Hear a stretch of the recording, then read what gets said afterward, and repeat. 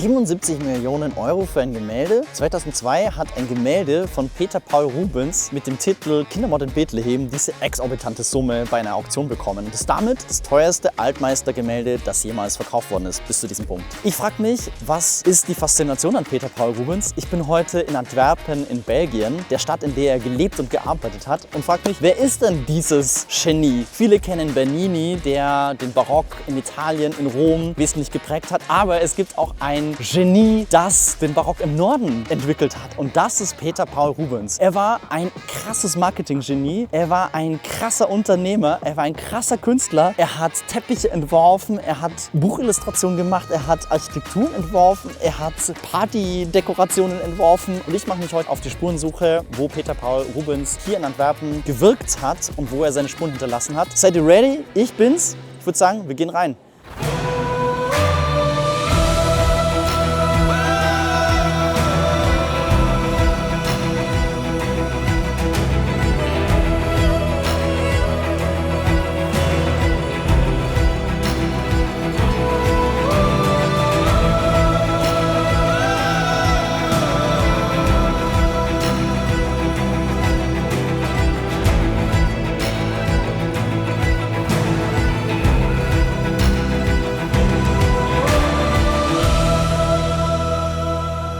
Vielleicht für diejenigen, die Peter Paul Rubens noch nicht so gut kennen. Er ist 1577 in Siegen in Deutschland auf die Welt gekommen. Er kam aus der Oberschicht und eigentlich war das nicht so geil, dass er dann unbedingt Maler werden wollte, weil Maler war eigentlich ein Handwerksberuf. Aber er hat es so gut gemacht, dass er dann schnell Meister geworden ist. Und dann nichts wie weg nach Italien, dem Kunstmekka schon der damaligen Zeit, wo er die großen Maler Tizian, Veronese studiert hat. Dort ist er dann Hofmaler am Antwerp geworden, dann ist er nach Rom gegangen und weil seine Mom im Sterben lag, 1608 ist er dann zurück nach Antwerpen gekommen. Er bekommt krasse Aufträge in der Folge, weil er sehr erfolgreich ist aus Spanien und auch aus Paris, und wird dann noch Diplomat, weil er so gute Kontakte hat. Trägt dazu bei, dass 1630 ein Frieden zwischen Spanien und England geschlossen worden ist. Einfach eine krasse Persönlichkeit, ein krasses Universum. Ich würde sagen, wir gehen rein.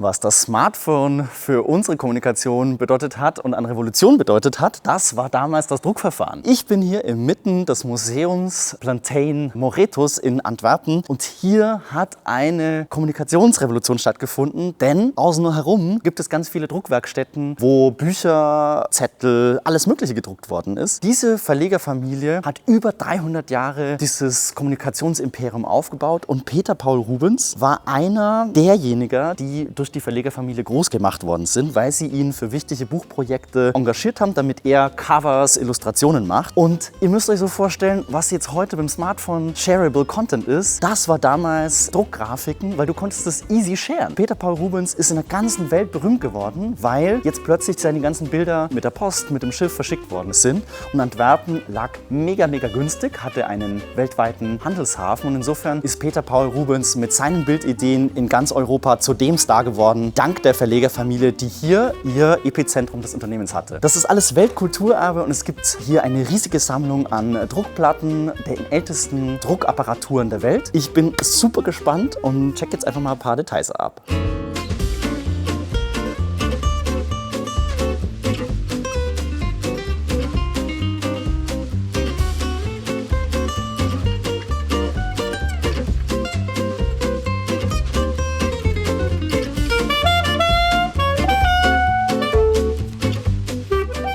Was ich auch richtig cool finde, sind, dass hier in dem Innenhof lauter solche Wasserauslässe stehen, Wasserbrunnen. Die braucht man natürlich für die Druckherstellung, weil du das Papier nass machen musst und du musst es auswaschen. Insofern macht es total Sinn, dass hier in dem Innenhof lauter solche Wasserauslässe sind. Aber das sind keine normalen Wasserauslässe. Es ist natürlich High-End, es ist das Firmenimperium dieser Verlegerdynastie. Und man sieht hier diese krassen Gesichter mit so Drachenohren, und aus dem Maul kommt nochmal ein neuer Mensch raus, der dann auch nochmal die Zunge rausstreckt. Es ist einfach so ultra geil. Und hier unten seht ihr nochmal die Pranken. Also hier wird wirklich gearbeitet. Man sieht so in diesen Details, Barock kommuniziert immer. Dieser kleine Brunnen zeigt, welchen Anspruch die Verlegerfamilie hier hat.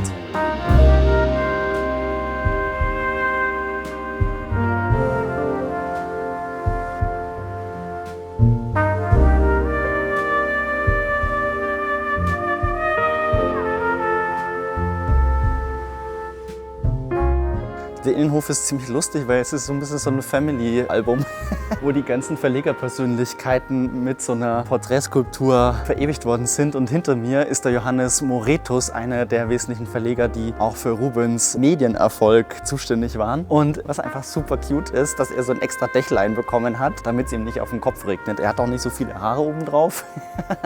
Und unten drunter, vielleicht, wir wissen es nicht ganz genau, war er ein Katzenmensch und hat hier einfach Katzen gemocht. Deswegen hier dieses Ornament. Schaut ein bisschen aus wie eine Katze, finde ich ziemlich witzig.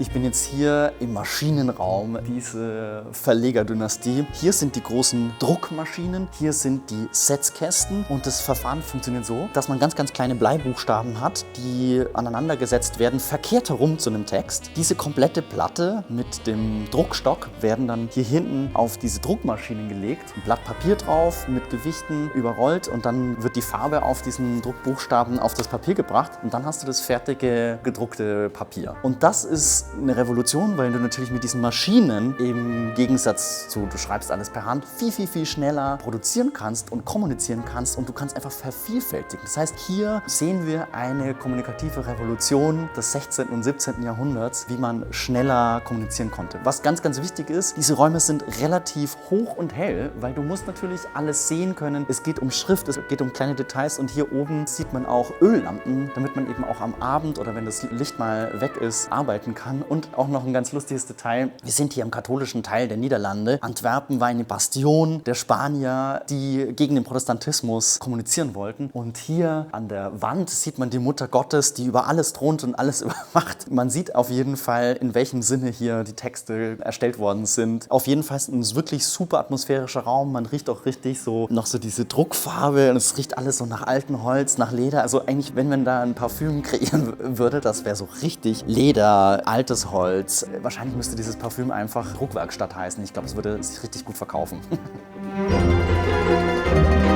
Wir sehen jetzt zwei Gemälde, Originale von Peter Paul Rubens, die hier auch in dem Museum hängen. Hier hat Peter Paul Rubens ein Porträt von dem Philosophen Seneca gemalt. Das wurde von der Verlegerfamilie aufgelegt. Das war ein ganz wichtiges Produkt von denen. Das ist sehr berühmt gewesen. Und Peter Paul Rubens hat eben mit diesen Gemälden das Gesicht und die Wahrnehmung von dem Philosophen Seneca in der Barockzeit geprägt.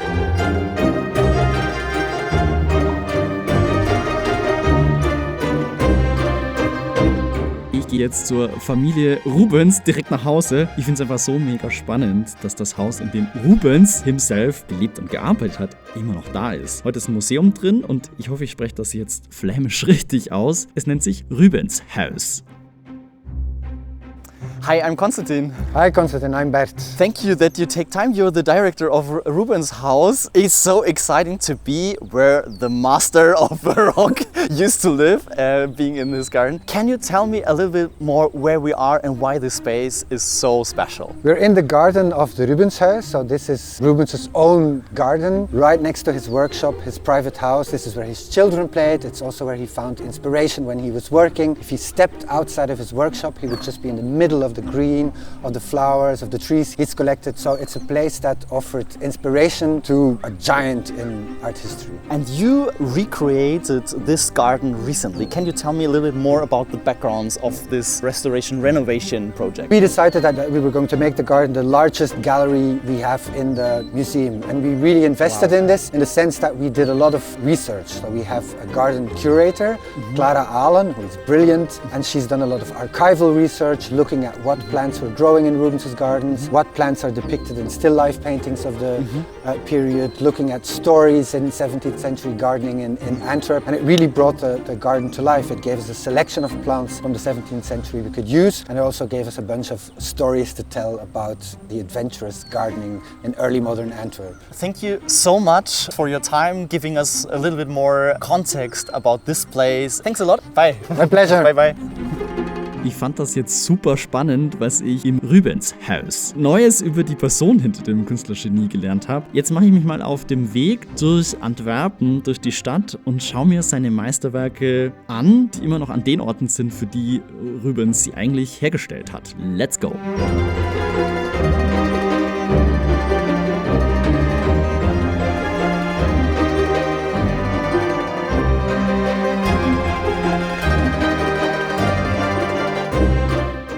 Jetzt gleich den bekanntesten Priester in ganz Antwerpen. Er ist zum einen Kunsthistoriker und vor allem einfach ein Baroque Main Character. Rudi ist ein wandelndes Lexikon zur Kunst von Rubens und einfach ein krasses kommunikatives Feuerwerk. Er führt mich durch Antwerpen und ich würde jetzt einfach mal sagen, Vorhang auf für Rudi. My name is Rudi. Nice to meet you. Thank you for your time. You are priest and expert and lover of the art of Rubens. I am, and I'm proud of. Thank you for taking time. I have so many questions about Rubens. Can you tell me something more about the innovation Rubens had in this painting? To understand the painting, I always tell the tourists, when you come to look at the painting, it is forbidden to look at the painting. Okay, why? Because the Baroque doesn't like you just to be a passive tourist and to admire things, but the real Baroque likes to approach you in your five senses. Life is a theater, and the question is, what would be your role you like to play? So, in fact, the idea of this participation in the drama of the painting comes from Saint Ignatius, the founder of the Jesuit order. With his spiritual exercises and a meditation book, he invites you not only to listen or to read the Bible text, but to be involved in it. So Rubens translated this in painting art with some tricks. So first of all, the figures are life-size. Even when you don't have a certificate of bodybuilding, at least you recognize yourself in that attitude. Not anymore like the small puppets in the medieval altarpieces. Secondly, there is, but in fact I should stand there, it's frog's perspective. So in fact, you look like a frog, and with a diagonal line, you go up. Okay. To the face of Jesus. We have also to admit that Rubens, quite original, he used the three panels. It was still a triptych, which was the medieval tradition, to close the main topic during the year and only to open it to reveal the beauty for the feast days of the church. Very Baroque. So I always say, suppose in this church there were at least 25 altars. When they were closed, that were the gray figures on the outside panels, it was like the black-white television. When it opened, it becomes a flat screen with multicolore. So the difference is really a psychological difference between the ordinary days, but the feast day is a feast day. It reveals the beauty of heaven. Rudi, thank you so much for going deeper into this masterpiece. I think I continue to walk around and discover some details.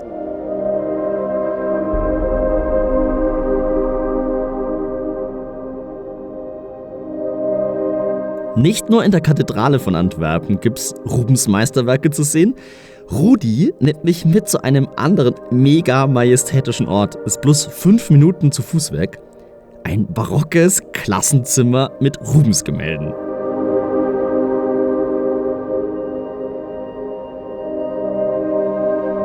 Rudi, we are here now in the Jesuit Church of Antwerp. The Jesuits and Rubens, what is the relations? Rubens has known the Jesuits in Mantua, so he was inspired by their spirit. That means also by the spirituality of Ignatius, so let's say to participate in the drama. And that's the key of understanding for this painting art. But the Jesuits, they use this spirituality also in theater, so it's living drama. It's a fact that almost 500 pupils of richer people in Antwerp, they followed the courses of the secondary school of the Jesuits. But the Jesuits said, look, there are many more youths in Antwerp who should have at least a basic formation in reading, in mathematics and in religion. So we start the Sunday school. That is the reason why in the church the main altar was not only there as a frame for the paintings, but when the 4 or 5 huge paintings of 5 meters high can go down, then there is a kind of podium. And of course the pupils of their college, their gymnasium, they were allowed to play biblical drama there. Because this church was so lucky to have 39 ceiling paintings of Rubens, so the most beautiful classrooms once in the history of our country were here in this church. I'd love to attend for this kind of classroom, to be I do not know if the teacher was happy if they were... Who cares about the teacher if you have a beautiful ceiling? You told me that Rubens also contributed with some designs in the exterior architecture. Which kind of architecture was that? Rubens had his room in the castle of Mantua, and there he has seen some motifs, as for instance the Serliana. The Serliana is a more elegant Italian reinterpretation of the antique Rome Porch of Triumph. And that is what we can recognize in the tower, to make it more elegant, to make it more vertical, so that the weight of the massive material disappears the more you go to heaven. So this is really doesn't feel like a normal church, I would say. It's more like a festival dancing hall. Is that intended, or is it just a feeling I have as a visitor? On the facade there are different instruments of music. That means to enjoy, again, the five senses. You should smell the incense, you should see the rituals, you should admire the beauty of the colors, you should hear the music. So you're lifted up with your heart. If there would be no saints here, I would say the Empress Sissi would feel at home to make a dance. And for me, particularly as a Baroque person, the dance is the biggest and the deepest manifestation of Baroque emotion. So let's dance. Let's dance. Thanks a lot, Rudi, for all your explanations. It was nice to meet you. It's a pleasure. Let's go and check it out.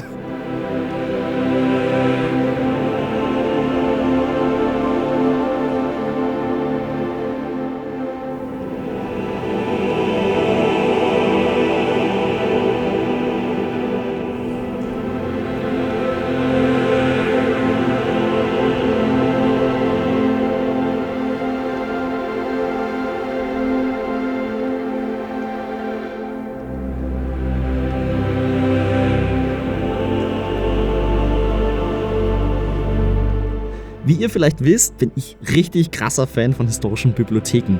Ich mag da mal die Atmosphäre dieser Bücherorte. Im gleichen Gebäudekomplex wie die Carolus-Borromäus-Kirche gibt es einen Eingang zu einer richtig krassen Bibliothek. Mit über 500 Jahren Geschichte auf dem Buckel. Sie ist aus konservatorischen Gründen eigentlich nur zu besonderen Anlässen offen. Und ich wollte aber da schon seit Jahren rein und bin jetzt mega happy, dass ich hier drehen durfte. Let's go! Es riecht hier richtig so nach alten Büchern und Folianten und der Boden knarzt schön. Es ist relativ dunkel, damit die Bücher geschützt werden. Ich bin heute in der Kulturerbebibliothek Hendrik Conscience. Die ist direkt gegenüber von der großen Barockkirche Carolus Borromäus in dem Gebäudekomplex, den die Jesuiten hier gebaut haben zur Barockzeit. Eigentlich war das hier gar keine Bibliothek, sondern das war ein Kongregationssaal. Also genau in diesen Dimensionen, die man hier sehen kann.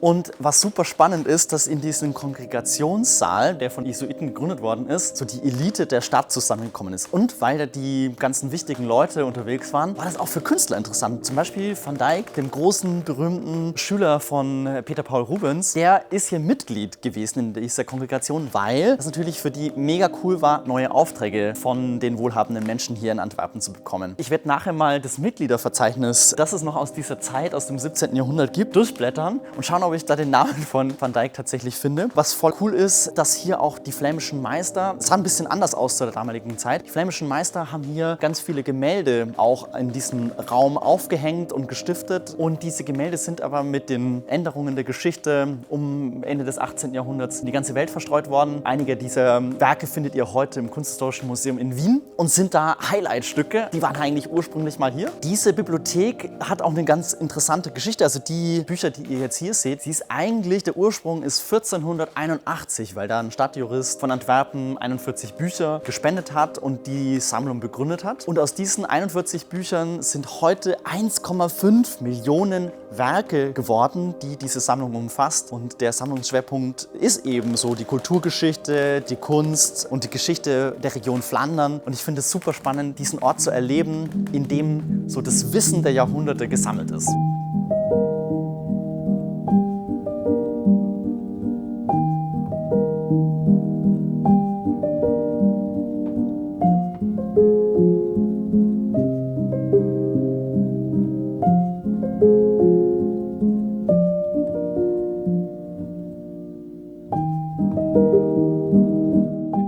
hat mich nochmal angerufen. Er will mir nochmal was zum Barock sagen. In seiner Pfarrkirche St. Andrew im Fashion District von Antwerpen. Ich mache mich jetzt mal auf den Weg in den Westen der Antwerpener Altstadt. First of all, most of our people, they're not in favor of Baroque art because they think it's too heavy, it's too precious, or it's too religious, or it is only for political purpose. But I think that Baroque art is the art of movement, of emotion. We should consider the art as a kind of mirror for our own personality and for everything what is going on in our heart and in our mind. So let's say the emotions of human life, they're always the same. So I would say, please recognize your own story in Baroque art. Of course, maybe the expression is maybe quite monumental, but in fact, they show what is going on in your heart. This pulpit was made in the beginning of 19th century and it is the last Baroque-styled pulpit we can see here in Flanders. Indeed. How is that possible that in that time there was still the mastership to create such a big, iconic pulpit? You see, most of the churches who were quite wealthy in the 17th, 18th century, they already ordered a Baroque pulpit before. Our parish was quite poor. So our medieval 16th century pulpit was still there. But in the 19th century, the Englishmen came and they bought our pulpit. It was for us the time to order a new pulpit with the money we got. And so in the beloved style of the Baroque, we have one of the most masterpieces in the Baroque pulpit. It's a living theater. You see Jesus as big influencer. He likes to have some followers. So we call it the vocation of the first apostles, Andrew and his brother Peter. They're working like fishing men. And Jesus, as a teacher, he starts to give you a compliment. He says, look, I can see that you know how to collect fishes. So maybe in that same way, you can try to unite people. And our Andrew, very tall body, he didn't go to fitness, but anyway, he had the muscles and he's very enthusiastic and he's in the running for Jesus. So he says, that's a new perspective in my life. That I have to follow. I want to hear, I want to know him. So I will follow him and he will become a pupil for 1, 2, 3 years. So Peter, he says, I do not know Latin, I didn't study Greek well, I was not a good pupil at school, maybe I will still sit in my boat for some time. But after a while, also he will follow. You see? Let's hope that all the people, for whatever it may be, for which person, for which ideal, whether they become enthusiastic to move, to engage for something or for someone. Why do you think Baroque art, especially here in Flanders, can give us hope in this society? Baroque art wants to express, let's say, the dolor, the misery, the fighting with yourself, with the ideals, with the others, with the evil. But on the same time, it's a celebration of life and let's enjoy at least what is possible. But look. You see? Yeah. Oh. I think we have to stop our interview and film this. Yes, I think so. Yes, please. Rudi, I think, thank you very much for this interview. Okay. Let's check the details now. Okay, please go. Please go, because even our Peter has the light. Look, our Peter. Oh, it never happened before.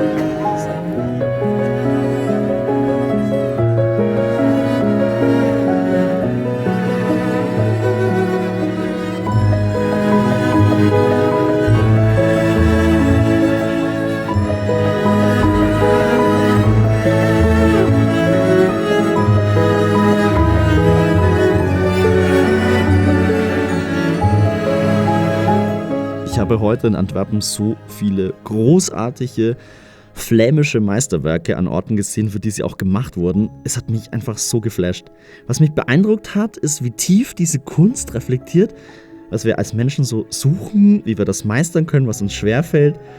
Und ganz besonders klingt mir noch so dieser Satz nach, den Rudi zu Barock und Social Media gesagt hat. We are living in a society where even the daily news is broadcasted with very big emotions. The question is, can we still be critical for our own emotions? Here, of course, the emotion is a purpose, so to feel together with the victim. But the question is how emotions are used and abused by those who are in the power of the media or in the politics, because it's very easy busy in the mass communication with some superficial emotions to direct or to lead the people as you like. So I would say that the emotions of the Baroque, they should help us to be critical. You see, when the heart is warm, that can be nice, but we have to keep the brains cool. And Ignatius of Loyola wanted you to be attracted by the beauty, by the senses, to reach the heart, but then to make a cool decision. And I think we need in these days particularly also cool brains.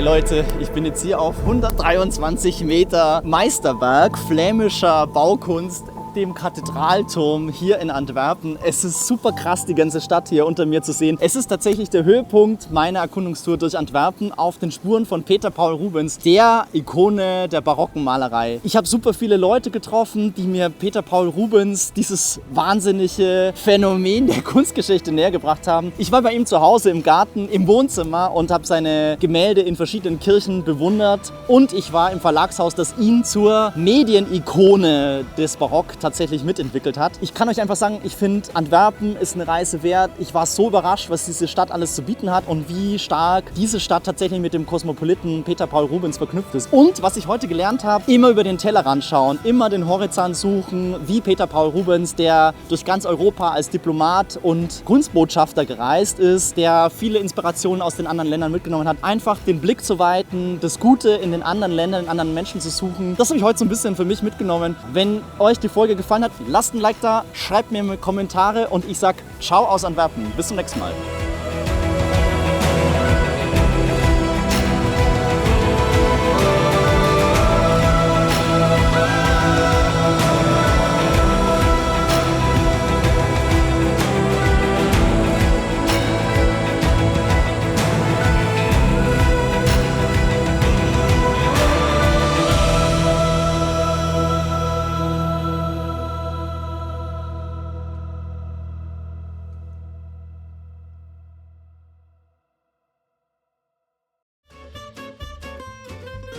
Wir klatschen unseren Namen. Baroque Blockbuster.